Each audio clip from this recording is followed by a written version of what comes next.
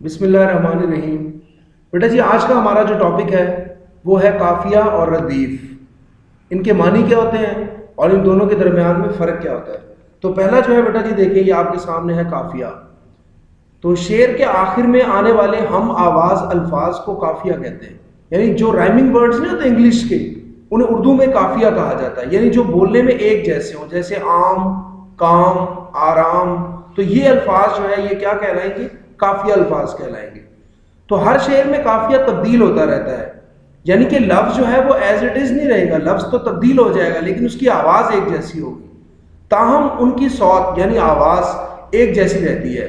تو قافیہ کی جمع کیا ہے؟ قوافی۔ تو اس کی مثالیں، قافیہ کی چند مثالیں دیکھیے۔ اب ان اشعار میں ہم دیکھیں گے کہ قافیہ کی کون کون سی مثال ہے۔ مثلا پہلا شعر دیکھیں کہ دل ناداں تجھے ہوا کیا ہے، آخر اس درد کی دوا کیا ہے۔ تو بیٹا جی یہ جو دو لفظ ہیں ہوا اور دوا، تو دیکھیں یہ بولنے میں ایک جیسے ہیں، یعنی ہوا دوا، تو یہ کیا کہلائیں گے؟ قافیہ کہلائیں گے۔ تو اگلا شعر دیکھیے کہ ہم ہیں مشتاق اور وہ بیزار، یا الہی یہ ماجرا کیا ہے۔ تو یہ ایک ہی غزل کے شعر ہے، تو اس میں یہ جو لفظ ہے ماجرا، تو یہ والا جو لفظ ہے بیٹا جی یہ یہاں پہ قافیہ ہے۔ تو اگلے شعر میں بھی آگے آئے گا جب میں بتاتا ہوں آپ کو کہ جان تم پر نثار کرتا ہوں، میں نہیں جانتا دعا کیا ہے۔ تو اس میں بیٹا جی یہ دعا ہے۔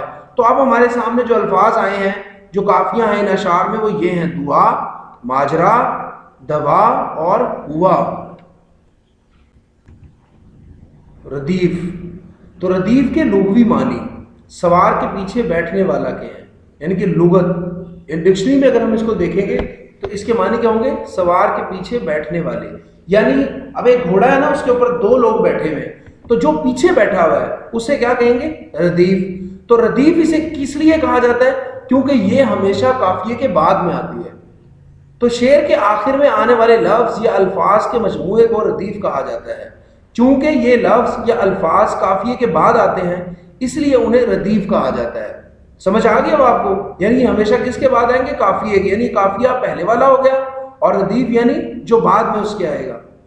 اور قافیہ اور ردیف میں یہ فرق ہے کہ قافیہ جو ہوتا ہے اس کے جو الفاظ ہوتے ہیں وہ بدلتے رہتے ہیں، ان کی آواز ایک جیسی ہوتی ہے، اور ردیف جو ہے اس میں نہیں بدلے گا، یعنی اس میں ہو بہو۔ دیکھیں کہ ہر شعر میں ردیف کا لفظ یعنی یہ ایک لفظ بھی ہو سکتا ہے یا الفاظ یا ایک سے زیادہ الفاظ ہو سکتے ہیں، ہو بہو دہرائے جاتے ہیں، یعنی جیسے وہ ہیں ویسے ہی دہرائے جائیں گے اور ان میں کوئی تبدیلی واقع نہیں ہوتی، یعنی کہ لکھنے میں بھی ایک جیسے ہوتے ہیں اور بولنے میں بھی ایک جیسے ہوں گے۔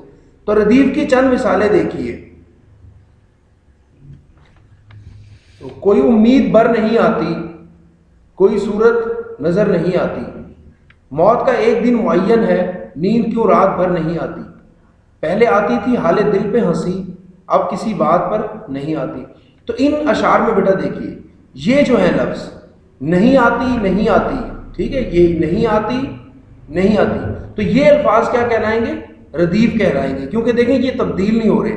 آگے دیکھیے اس شعر میں پھر یہ نہیں آتی، آگے اس شعر میں پھر دیکھیے نہیں آتی۔ اور قافیہ بھی یہی ایک اور مثال دیکھیں، بر اور نظر اور بھر، دیکھیں یہ لکھنے میں تبدیل ہو رہے ہیں لیکن ان کی آواز یعنی بولنے میں تقریباً یہ ایک جیسے، ان کی آواز آپس میں ملتی جلتی ہے۔ اور ردیف جو ہے یہ ایز اٹ از، یہ نہیں آتی ہے تو نہیں آتی ہے، ٹھیک ہے۔ تو اب امید ہے کہ آپ سمجھ گئے ہوں گے کہ قافیہ اور ردیف میں کیا فرق ہے۔ تو بیٹا آج کے لیے اتنا ہی کام ہے، اللہ حافظ۔